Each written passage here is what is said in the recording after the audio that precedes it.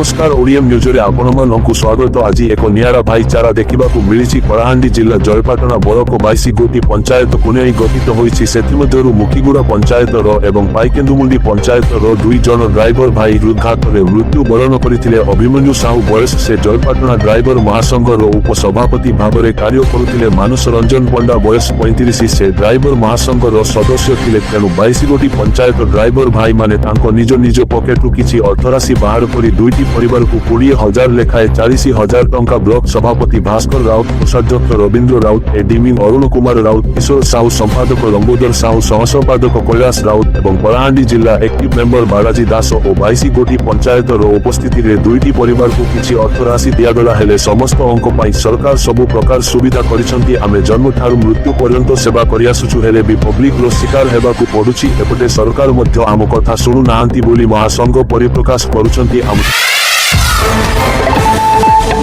Channel रे नुआ रे आछंती, लाइक शेयर कमेंट और सब्सक्राइब करने।